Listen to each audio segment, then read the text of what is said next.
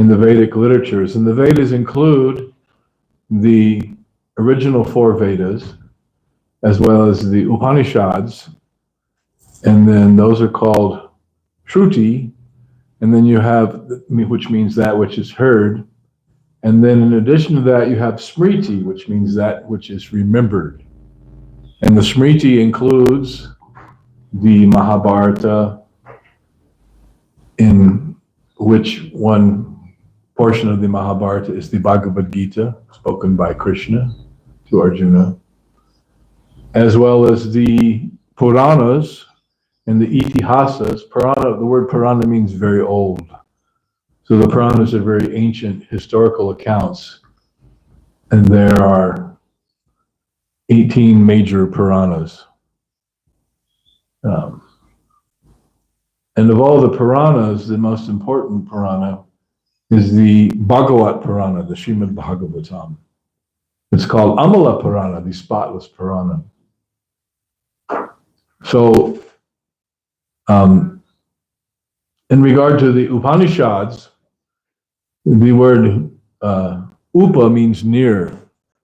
So the Upanishads are instructions, and they're considered very mystical portions of Vedic knowledge, the Upanishads, which Western minds have never really penetrated or understood. But by the mercy of Srila Prabhupada, he has given us the Ishopanishad, the Isha Upanishad, and as well in his teachings and his lectures and his conversations, he made many references to different verses and concepts from the Upanishads, which bring us nearer to Krishna, the Supreme Personality of Godhead, which is the real purpose of human life.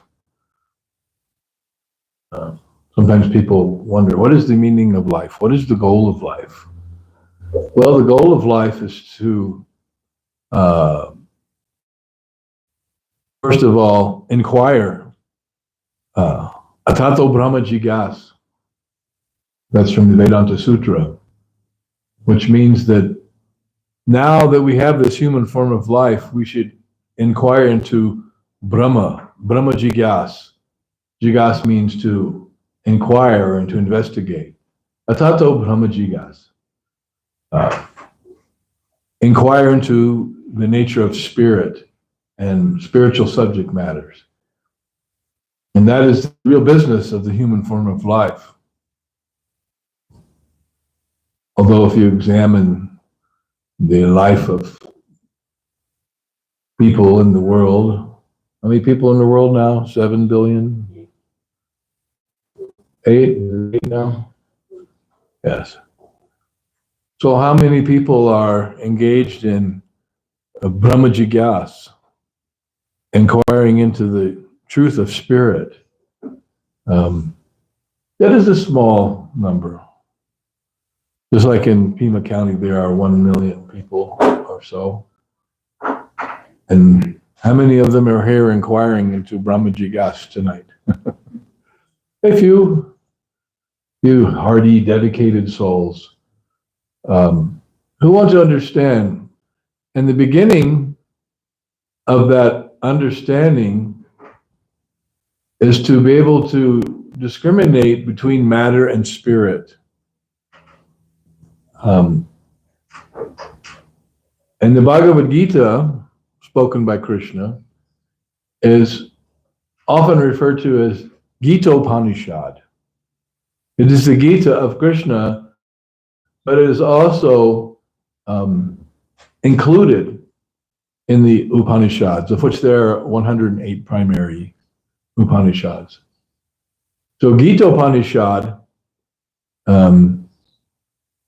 in pursuance of the same truth that is explicated in the other Upanishads, gives us a quintessential understanding of spiritual subject matter. Who am I? What am I? Who is God? What is God? What is this world? And what is the ultimate activity that's beneficial for all of us who are in this human form of life. And it's important that because we have this gift of human life, that we utilize it properly for its real spiritual purpose. Otherwise, there's no guarantee that we will get this human form of life immediately again. The soul is eternal and this body is temporary. Understanding this philosophy, then the question may be, well, where does the soul go after death? And how is it that the soul comes to the human form of life? Because there are many other forms of life that one can get. For example, there are the cats and the dogs. And are they inquiring into the purpose of life? No, they don't have that ability. But the human form of life is a special gift by the Lord to the conditioned souls who are rotating in this samsara, this cycle of birth and death, lifetime after lifetime after lifetime. And there is no guarantee that one becomes a human being in his next life. Although you find these past life transgression, what is it? Past life regression? Yeah, it is a transgression because they're all cheaters. Thank you to the Super Soul for providing that verbiage. And they will tell you many things. Oh, you were Napoleon in your last life. Great general, great conqueror, or you were Genghis Khan, the progenitor of so many thousands of children. Or you were very rich, J. Paul Getty, or, you were very smart, Thomas Edison.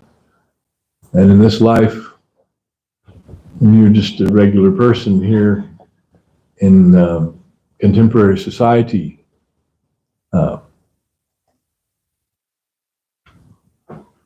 And aside from the fact that we're spiritual entities, spiritual beings who are on a journey within this material body for however many, 50, 60, 70, 80, 100 years in some cases, not too many. That pretty much maxes out around there.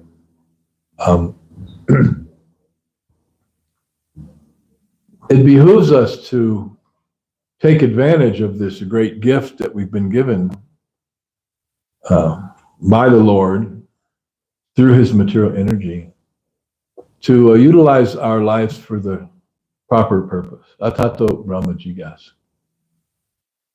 But unfortunately, we're living in an age which is called the age of Kali, that began about 5,000 years ago, right after Lord Krishna disappeared from this earth. Actually, Krishna was performing his pastimes, and it was time for Kali to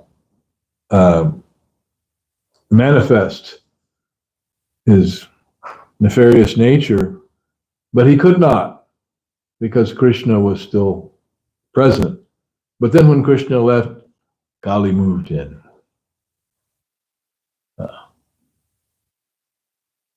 And the age of Kali is a difficult time. Prena Payusha Shaba Kalavashmin Yuge Janaha Manda Sumanda Matayo Manda Bhagahu Padruta.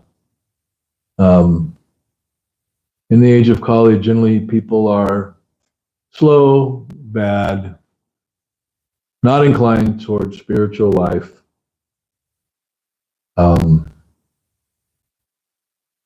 Lazy, misguided.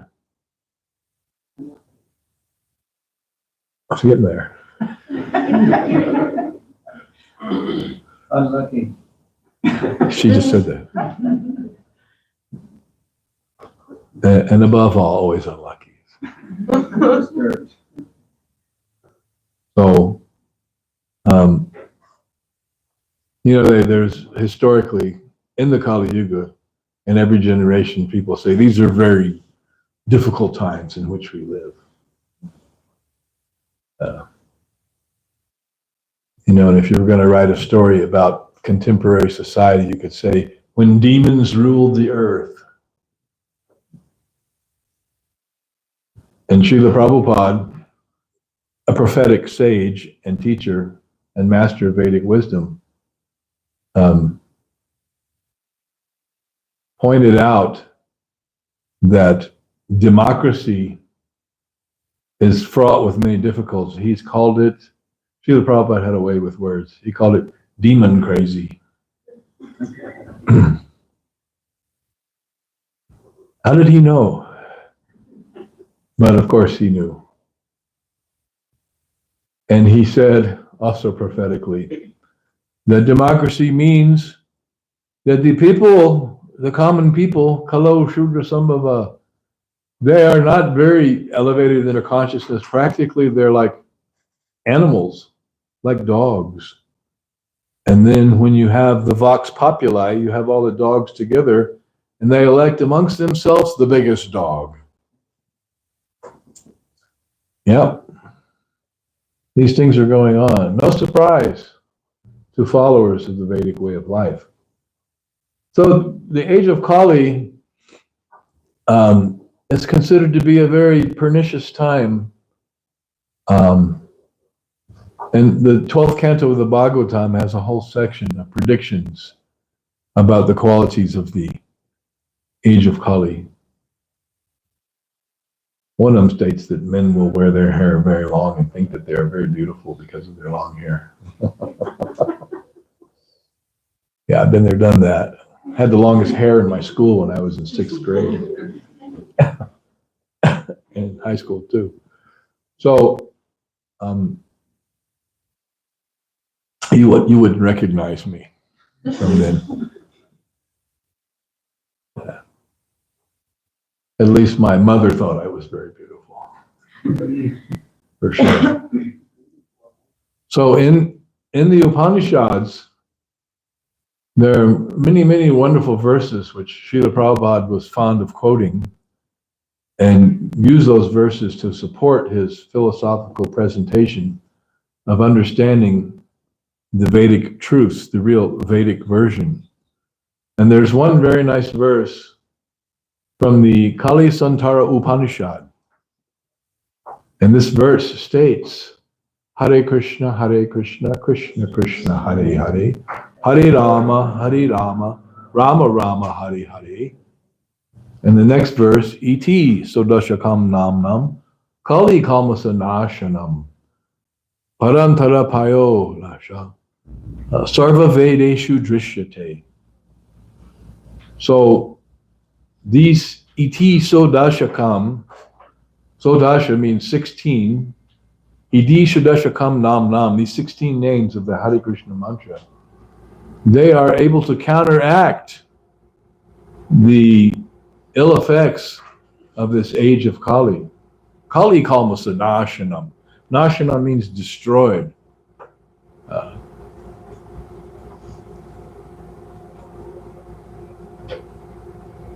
Just like we hear in Bhagavad Gita, Krishna says in the 4th chapter, Paritaranaya Sadhunam. He comes to protect the devotees. Vinashaya. Again, that Nasha. Vinashaya Chaduskritam, and to destroy the non-devotees, or the demons, the Duskritina, the miscreants. Du means bad. Krita means activities. Duskritina.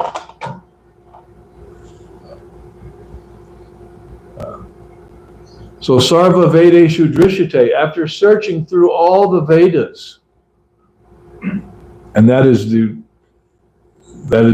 activity of the Brahmanas. They study the Vedas and try to mine conclusive jewels from that, a reservoir of jewel-like understanding. Sarva Vedeshu Drishyate.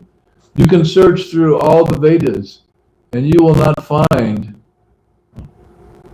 a method more sublime than the chanting of the Hare Krishna mantra of these 16 names. So that is the primary practice of Krishna consciousness that you see manifest in the Krishna consciousness movement. And we actually do that. There's the individual chanting on beads called japa, and then there's the congregational chanting with musical arrangements to glorify the Lord. Actually, this process of chanting japa is explained in the 10th chapter of Bhagavad Gita, that Krishna says, we just read this verse recently, that among sacrifices, I am the chanting of the holy names, japa. Japa jagyanam. Jagya means sacrifice. So this is the penultimate sacrifice that one can perform in one's life in this age, is the chanting of the holy names of the Lord. And the results are nothing short of fabulous and miraculous. And one becomes purified of one's material inebrieties. And the Cheto Darpana Marjanam, the dirty things that lie within the heart, what are those dirty things? Is it, earth and mud and scuzz from the street? Oh, no, it's lust, anger, greed, madness, illusion, and envy. So these things become cleansed. They're coverings of the soul who is situated within the heart. And these, they're called anartas, unwanted things, become washed away, cleansed away. Just like taking bath cleanses the contamination from the body. This Hare Krishna mantra is a kind of a spiritual bath, an internal bath that cleanses away the unwanted things from within the heart. And those unwanted things, although we may be attached to them, unfortunately, they have been plaguing us like thieves and robbers and kidnappers and highwaymen since time immemorial in our journey from body to body to body. Brahmanda Brahmite, the living entities are wandering up and down the various universes. There's the Vedic cosmic understanding. There are many universes, multiverses. And we, the living beings, we're wandering up and down, going through body after body after body, species after species, lifetime after lifetime, looking for something, but not finding it. And what is that thing for which we are looking? Who knows? Raise your hand. Yes. Love? Yeah. Happiness. Happiness. We want to be happy. We want to be fulfilled. Love is part of that equation. It's actually the quintessential part of happiness is love. But not material love. I love your body, you love my body. I scratch your back, you scratch mine. That's material love. And then there's spiritual love. And in Chaitanya Charitamrita, which is it's simultaneously the biography of the pastimes of Lord Chaitanya Mahaprabhu, who is Krishna himself, appearing 500 years ago to spread the chanting of the holy names, the religious practice for this age. There's an explanation given that the difference between material love and spiritual love is like the difference between iron and gold. Iron is good. You can do a lot of things with iron.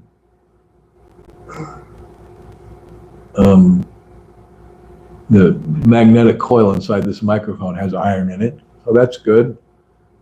What else you can do with iron? Oh, you can make a car. Yeah, that's good. You gotta have a car. But iron is one thing, and gold is another thing. And gold is much more valuable and desirable, and also much rarer than iron. Iron is plentiful.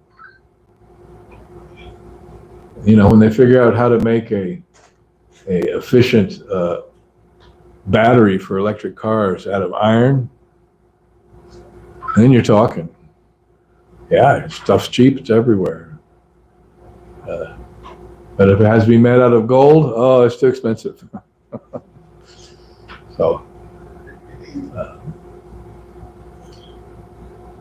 So spiritual love, or that love for God, which is actually lying dormant within our hearts, is like gold. But it is there within the heart of every living being, that love for the Supreme Lord. And the process of chanting Hare Krishna uncovers the things which are impediments to that love expressing itself. And because we're conditioned souls, that spiritual love, which is lying hidden and covered within our hearts, expresses itself in material ways. Lust, primarily. So everyone wants to enjoy. In the Bhagavad Gita, Krishna explains that Icha dvesha samutena dvandva mohena bharata, that all the conditioned souls are born into this world into a duality of Icha and dvesha. Icha means desire. So that natural love for Krishna, which is covered over within the heart, is expressing itself as the desire to enjoy this material world. Dvandva mohena bharata. Dvandva means duality, and mohena means illusion.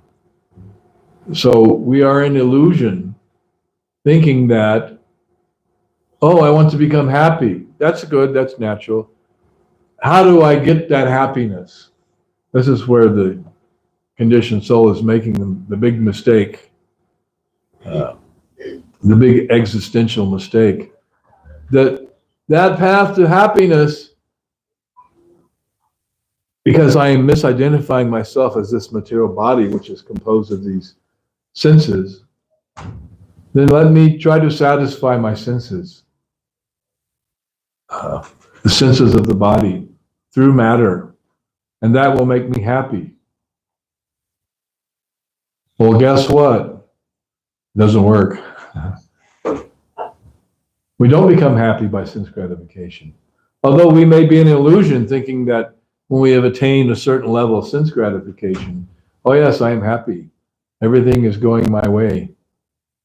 You know, nice family, nice career, nice education, good kids, surrounded by society, friendship, and love. But that is all a big illusion. Why is that? Because it's temporary. No matter how much happiness you can manage to squeeze out through a so-called, quote, successful life in this world, it comes to an end. Hey, what a ripoff. Why is that a ripoff? Because we're eternal beings. We want to live forever. We want to be happy forever. And all our attempts to do so on the material platform fail. It's a ripoff. It's a big lie. But everyone is convinced that that is it. That's a fact. And Srimad Bhagavatam explains very nicely that Pasyanapi na pasyati. That we see right in front of us this temporal condition and how everyone is affected by it and how everyone is destroyed by it. Yet we go on as if it doesn't apply to us. And this was explained by Maharaj Yudhishthira in the Mahabharata when asked, what is the most wonderful thing? What is the most wonderful thing in the world? And he replied, Ahani ahani bhutani ganchantihan yamalayam shesham stavaram ichyanti kimascharya takparam. That every day thousands and millions of living entities are going to death. It's happening to everybody. Yet those who remain behind, shesham stavaram ichyanti, they think that, oh, it's not happening to me. I'm exempt because I'm just cool. And I'm going to be happy by my endeavors. But pasyanapi na pasyati, they see but they don't see. And he says, kimascharya takparam. So how far out is that? That everyone is under this spell, thinking that I'm going to be happy. But the true happiness actually is available if one knows the method, the process by which to attain it. And that true happiness comes to us when we begin the process of spiritual life. Can you close that door, please? Thank you. And begin to become cleansed and purified and give up our attachment to sense gratification and all temporal matters and step up to the spiritual platform by chanting Iti Sodasha Kam Nam Nam, these 16 names, Kali Kalmasa Nashanam, which destroy all the ill effects of Kali Yuga that are harassing us.